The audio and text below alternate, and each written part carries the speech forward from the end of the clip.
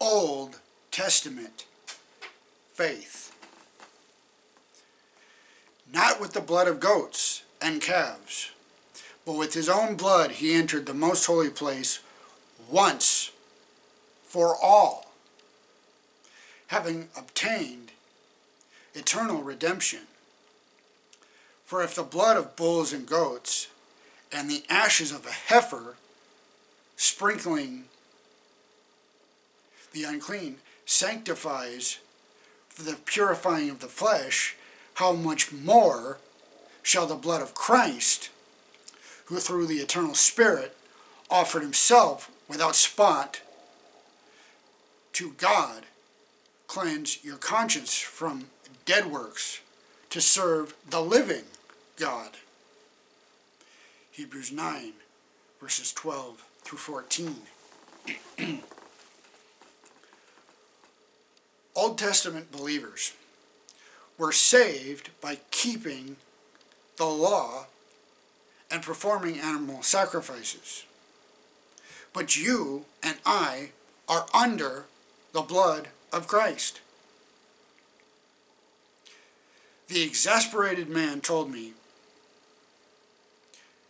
we were sitting in the kitchen studying the Bible together. I agree with you 100%, I answered, that you and I are saved under the blood of Christ. But so were the Old Testament believers. I opened my Bible to the 10th chapter of Hebrews. Listen to this, I explained. For it is not possible that the blood of bulls and goats could take away sins. He had never noticed the verse before, and he grew quiet. In his defense, his understanding of the Old Testament is a very common one. Millions seem to believe that animal sacrifices were actually a way of dealing with sin. The author of Hebrews makes it abundantly clear, however, that the animal sacrifices themselves could do nothing to save lost sinners. The blood that was spilled in the courtyard of the tabernacle was symbolic. It was a tangible object lesson that allowed sinners to look forward by faith to the cross of Christ. It was faith that saved Old Testament sinners, not works. Genesis and Romans make this abundantly clear, that it was Abraham's faith that accounted it to him for righteousness. Saved by faith. The author of Hebrews is speaking to an audience that knew rites and rituals of the temple well.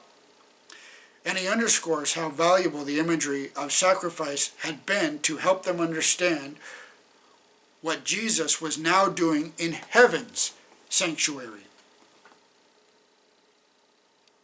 Hebrews 9, in essence, is telling us that if the symbolic rituals that pointed forward by faith to Jesus were so effective in securing forgiveness, just imagine how solid the plan of salvation is now that we can see the real high priest applying his own blood to you in the heavenly sanctuary.